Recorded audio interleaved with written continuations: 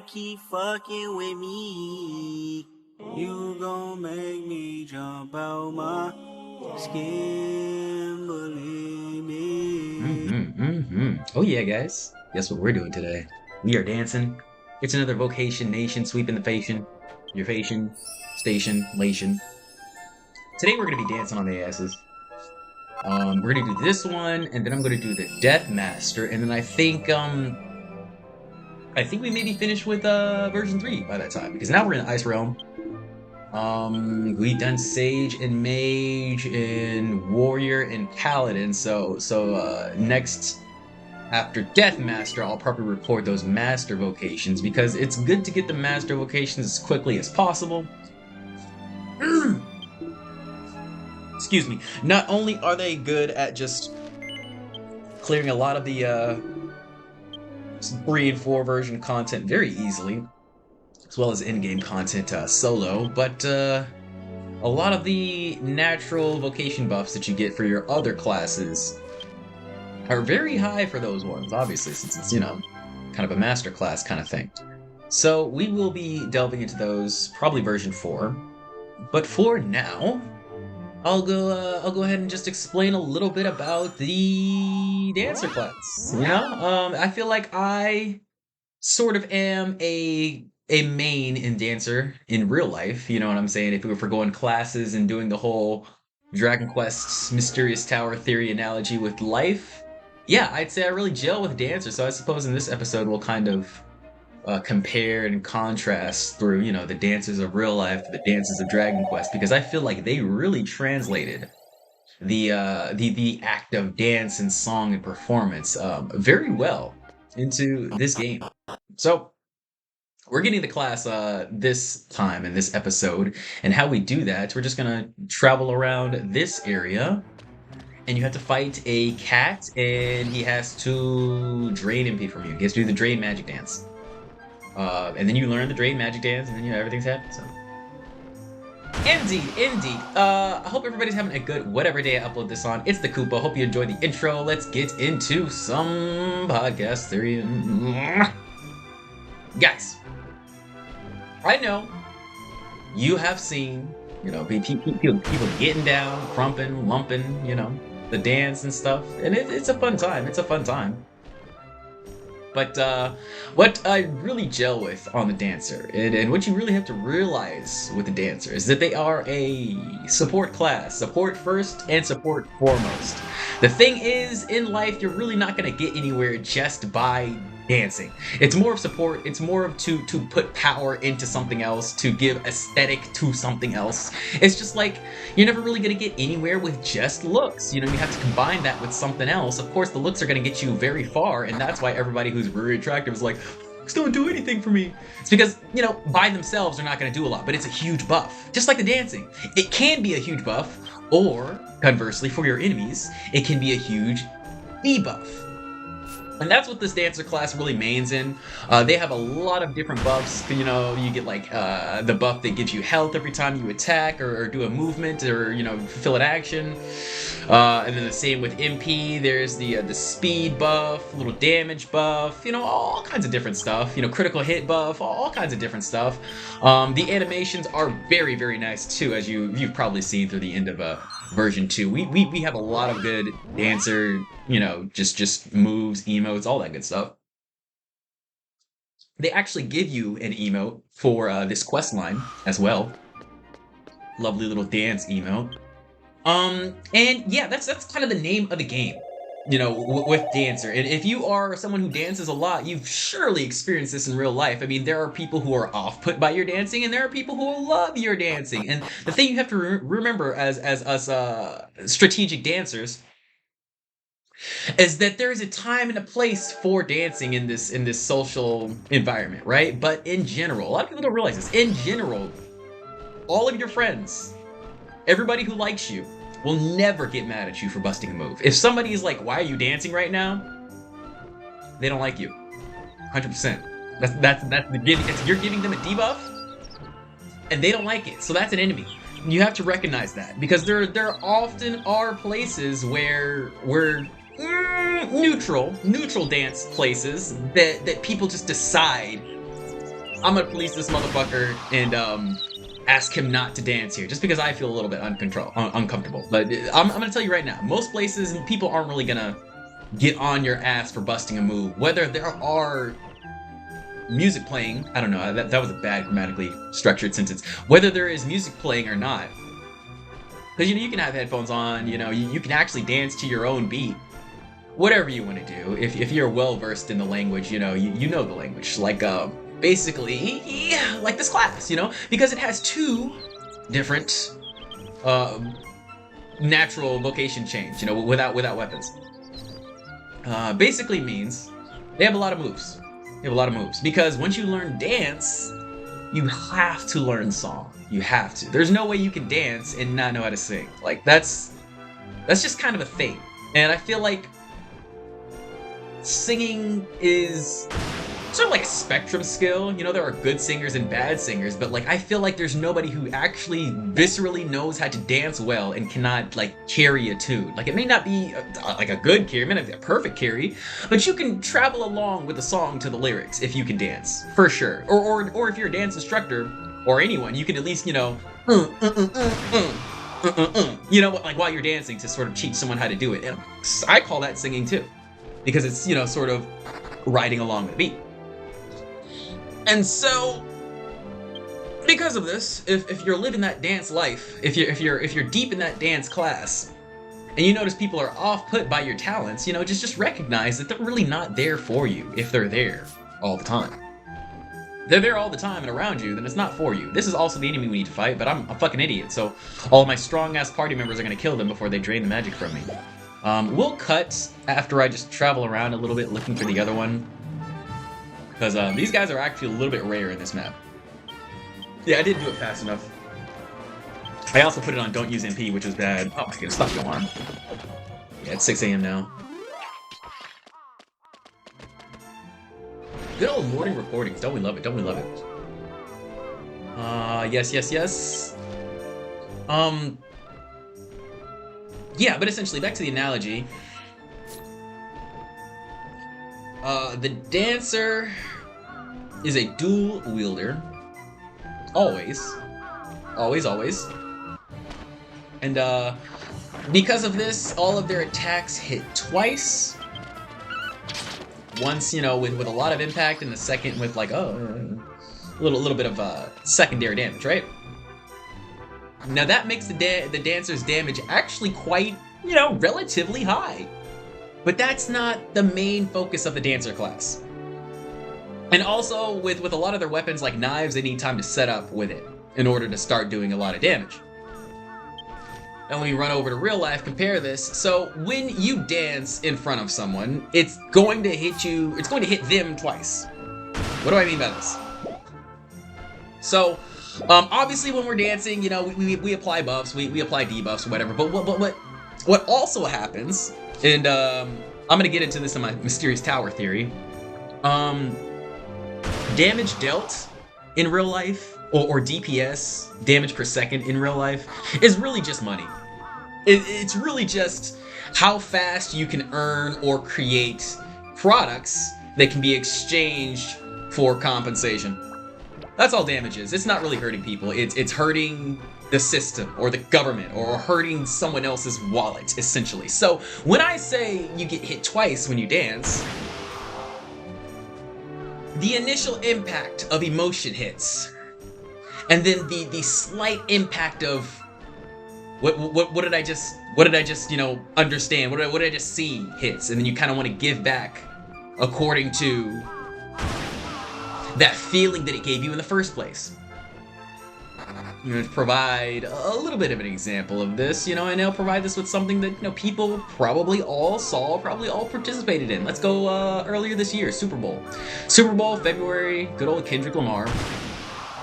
And the dancing can take many forms, right? So this dance that Kendrick did, his wonderful walk, hey Drake, we all know it, we all see it, right? That shit hit people twice for sure. The first initial performance, right? But then when the meme came out, that was a lot of fucking damage. That was a lot of value that people extracted out of the first feeling. And I feel like this applies to a lot of performance art.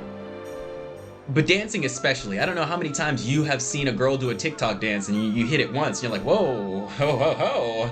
And then, the next time you even think about that dance, you're sort of like cemented in that first person's glow a little bit. Just a little bit. Especially if it was very impactful. And of course, this can go by different layers and different levels, but that's why I feel Dancer's dual wielding was the most obvious choice. Also, you use shields in this game, usually on your left hand, and I don't know any Dancer that actually cares about defense or their health or, not dying. We destroy our bodies for seemingly no reason. For me, it's because I have to. I've realized I could take the camera off of myself for years, hours, days. I could not listen to music. I could, cut my ears off, destroy my toes, break my back. Anything. If I hear a song or a beat or something that sounds good, I have to move to it. I have to. There's no way. Sometimes even when there's no music, like I said, I just have to move every day. So that's why I've sort of adapted to the training life. The grinding life. I'm so glad I found this game so that I can actually grind, a little bit consistently, dichotomously with my PC experience. A lot of games don't allow you to just slowly move forward like this one in your own way, and there's so many ways to move forward in this one. Which I like. A lot of MMOs type shit. But anyways, I think I lost my train of thought. Essentially, what I'm trying to say is that's why I fell in love with the act of grinding in general and training, because I know deep into the future I want to keep using this body. And I'm a very tall person, which I hate. It makes me attractive for no reason. So I need a lot more sustenance, training, maintenance to keep this fucking body going. And don't I fucking love moving it? Nothing else really matters when you're in that state of just flow. It's very easy to reach when you practice it enough, And so, if I want to stay in this flow, if I want to keep being able to reach it, I have to train. It's not a fucking, option. The discipline and the slavery, it's where we truly find freedom in this dance thing. It's where we truly find freedom. And I know a lot of you dancers are really, really stagnant. Stuck on freedom. That's all you want, freedom of expression. Which I really get. I really do. We love expressing ourselves, obviously. But the slavery is what's really going to get you the freedom, and I will keep preaching that until it really comes into my head, it gets through my thick skull and whatnot. Because I do believe it's true. We are about to get drained, but on our way to drainage. I suppose we'll chat a little bit here. It's actually quite funny how long this takes, but I'll let you guys enjoy the show. As you will. So, the dancers also have spells, and if you've watched my Mysterious Tower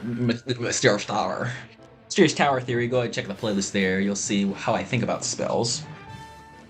And just take a guess. What brand of spell would a dancer have, We're thinking dancer, we're thinking they do like the sexy stuff, the spicy stuff. All this shit. Yes, it is fire. It is fire. They deal with fire, and of course, I view sexual relations in the world as spells. So as you can imagine, the dancer analogy goes deep with the fire spells that they have. The frizz and the sizz. With the riz and shit.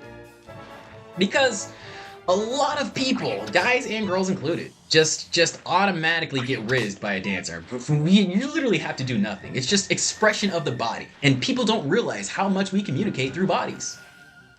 Through body language and through tone is usually how we communicate. So if you have a very expressive tone, attractive facial stature, and you dance, it's hard to keep the world away from you. Essentially, especially if you're an introverted person and you kind of don't want the world with you.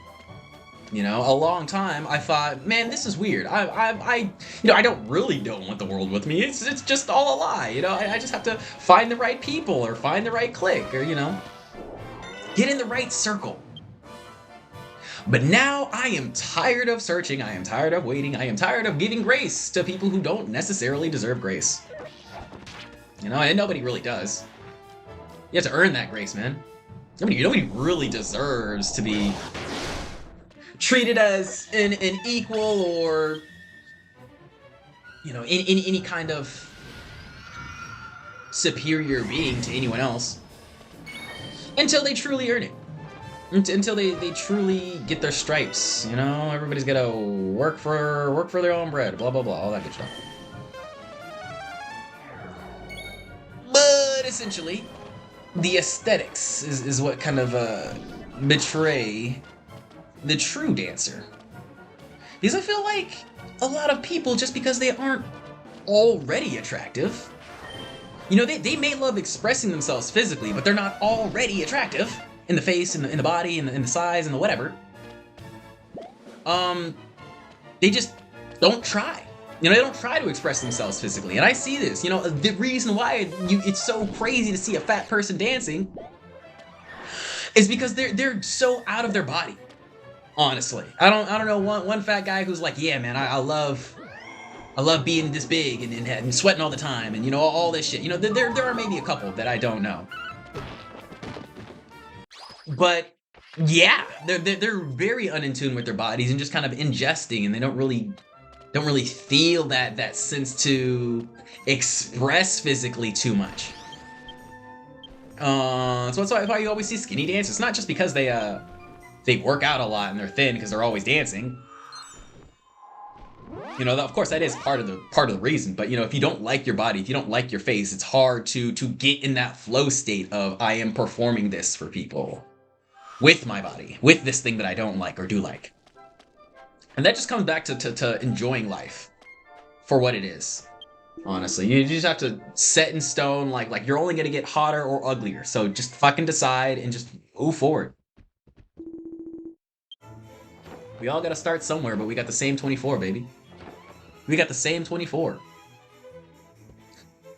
So this is the rest of the quest line. We're gonna be talking to her. Nachos was our director, and this is our true dancer vocation specialist. Okay, so this is a bit of a quest about restoring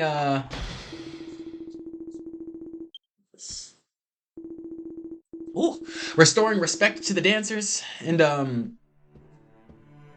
believe there's a little bit of an exorcism plot here. So dancers in this game are sort of like priests to exorcise spirits. Now let me compare that to, good old Earth. Now I don't know about you, but for me, when I dance or when I look at dances, it's a sort of freeing process. I know if I am feeling down, bad, just ridiculously anxietous, getting into the body can really help at a lot of times. And I know a lot of you guys just scrolling through, sometimes you get that depression regression, and then you see a dumbass TikTok dance or a Fortnite dance, and you're kind of like, hey, I'm back in it. You can laugh, you can smile, you can vibe.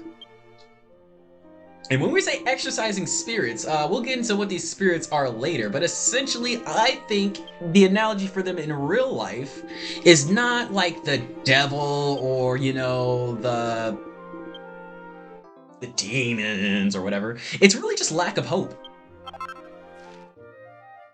It's lack of hope. And you have to realize that whenever you're dancing in front of someone and you're giving them a buff or a debuff, it pulls them in whatever direction their body is naturally going. So, you can have someone who actually hates you, but they have a lot of hope, and they're running in that direction of hope, and you're just a good fucking dancer, so you still buff them, because they're going towards hope.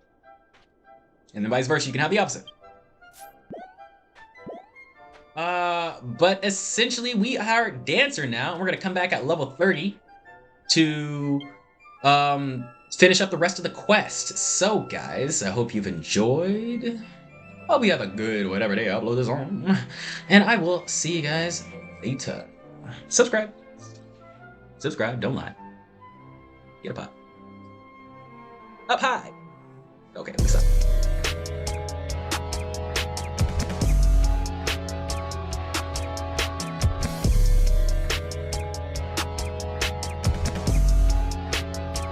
Push these niggas off me like, push these bitches off me like, push these niggas off me like, pushing the snakes, I'm pushing the fakes, I'm pushing them all off me like, pushing them all off me like, yeah.